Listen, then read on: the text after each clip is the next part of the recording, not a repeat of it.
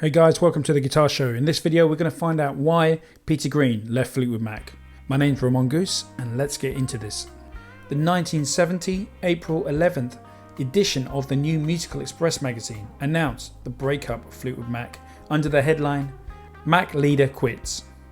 Peter Green leaving on May 25th.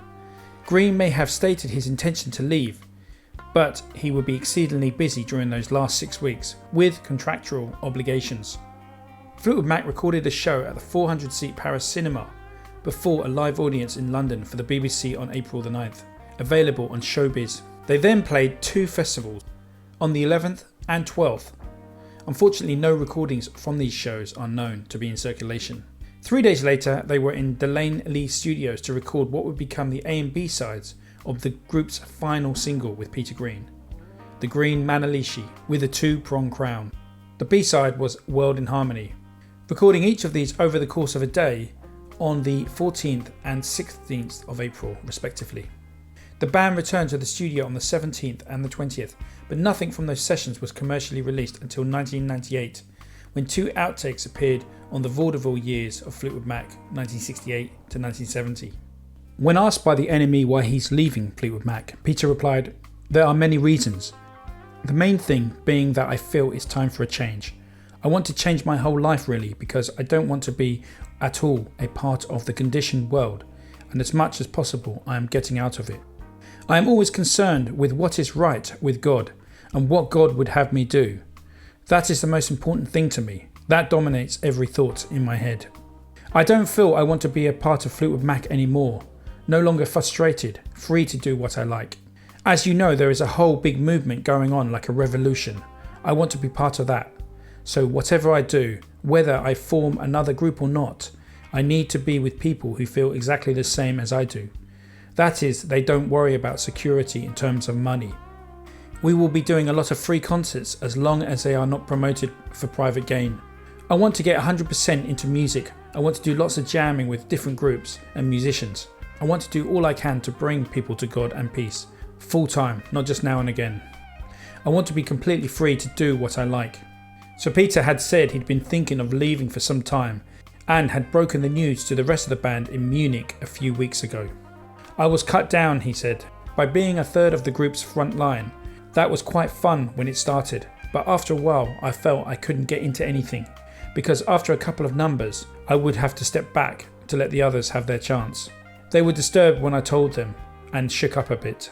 Peter continues, "The thing about Fleetwood Mac was that people may think I was the main person in the group because the singles were my songs, but on stage all of us have always been only parts of the group. In Germany, for instance, Jeremy has always been the one they've centred on. The rest of the band will definitely carry on as Fleetwood Mac." The NME asked Peter why he couldn't do what he wants within the framework of Fleetwood Mac. "I could try, but I know it wouldn't work. I want to do my own thing and do them at length. I want to do them with people who think like me, who want to be into it full time. I know they will be willing to play them, but the kind of music I want demands that it is a personal thing felt within everyone's heart and not just a piece of music to be played. It has to be 100%. You see, I'm not happy with the way my life is being run. There is no rest, no time to do anything to develop my character. It is like I'm a 9-to-5 worker, but it is worse because at least they get evenings off. Always pounding away on stage. I don't have any time to be me. It's not enough to be successful. It has become a business and I don't want to be part of a business. I never did a deliberate hit record. I can say that. I never got into it to that extent. I want out of the cut and dry business angle. The feeling that it's good if we and a promoter make a good screw and go down well at the same time. I don't want to be part of that. I want to be a good, free thing for people. Just play music and give it to the people." And Peter laughingly says, "In other words, I'm a religious nutcase." The enemy asked him if people thought he might be a crank. Peter replied, "It will be funny if they do, but only the business people will, because they think anyone who doesn't want to be rich is a nutcase. I am no more religious than the average Christian." Peter said, "I don't want any money, just enough to buy tapes, equipment, keep the house and have food to eat." Peter finished the interview by saying, "You see, it's been a great thing for me to be brought up in the East End with all the violence there, and to manage to live through that kind of upbringing and find God and people who think the same way. I want to give the feeling to as many people as I can." Speaking to Classic Rock magazine, Mick Fleetwood dwelled on Peter's leaving.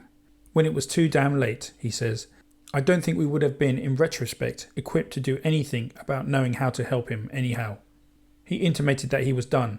We were on tour in America and he said, we've got to give all our money away. Of course, we didn't know that his illness was starting then. And he disowned himself, disowned what he'd done, said he'd stolen everything he'd ever created. Of course, it's nonsense. But then suddenly it was like, oh shit, he's leaving.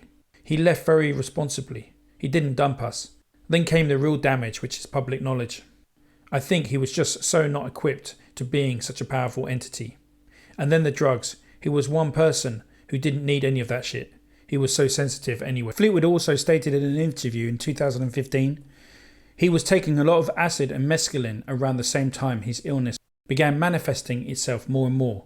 We were oblivious as to what schizophrenia was in those days, but we knew something was amiss. In fact, Peter's last single for the band, Green Manalishi, reflected his thoughts around that time.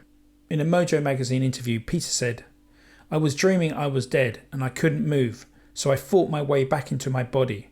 I woke up and looked around. It was very dark and I found myself writing a song. It was about money. The Green Manalishi is money. And around this time, an increasingly important part of Peter's life. In some of his last appearances with the band, he wore a monk's robe and a crucifix. So guys, you may have heard many stories about the Munich incident, where Peter was supposedly spiked with LSD and that was the start of his mental decline. This happened in late March 1970. But the actual only witness to this event was Peter Green himself. When Peter was asked about his time in Munich, he said he had fond memories of jamming at the Commune. He says, I'd got my guitar, so we played around with some music for a while. I had a good play there. It was great. Someone recorded it. They gave me a tape. There were people playing along. A few of us were just fooling around and yeah, it was great. Then I just sat around and thought about everything. I was thinking so fast. I couldn't believe how fast I was thinking. I kind of ran out of thoughts. I must have been thinking solid for about an hour, just sitting down on my mattress. And he had told Jeremy Spencer at the time that that's the most spiritual music I have ever recorded in my life. So my thoughts are, if someone spikes you, you're not going to be making the most spiritual music of your life. You're probably going to be in some paranoid state of affairs. In my view was that Peter had schizophrenia, but he was actually undiagnosed around that time. But certainly the substance abuse didn't help. But I think substances like LSD, which was around him a lot at the time in the 1960s, didn't help. And could damage someone's mental health if there already was a predisposition for mental illness. So in my conclusion, guys, I think that Peter's steady decline happened when he first formed Fleetwood Mac and he was exposed to substances such as LSD, mescaline and other such drugs. If one listens to Peter Green's song that he wrote in John Mayall's Bluesbreakers called Out of Reach, Peter sings his lyric, my mind's been broken, my heart feels so sad. So maybe this is an early evidence of an onset to some mental illness. Guys, an interesting fact was that the day before the NME 11th of April Peter Green interview was released, on the 10th of April, Paul McCartney officially declared that he was to leave the Beatles. After 1970, Peter was then exposed to electroconvulsive therapy, otherwise known as ECT. And it's my belief that this really affected Peter's mind, and they also did this many times. It wasn't just one occasion. I think he had it a number of times. So I think this really did damage Peter's mental health. And I think that's why you would see an even greater decline in his mental health after 1970 was because of the ECT therapy treatment, or so-called therapy, as it clearly wasn't. So guys, thanks a lot for watching this video. We're going to be doing lots more of these kind of videos soon, so don't forget to subscribe. I'm going to see you in the next one. Take care, guys. God bless.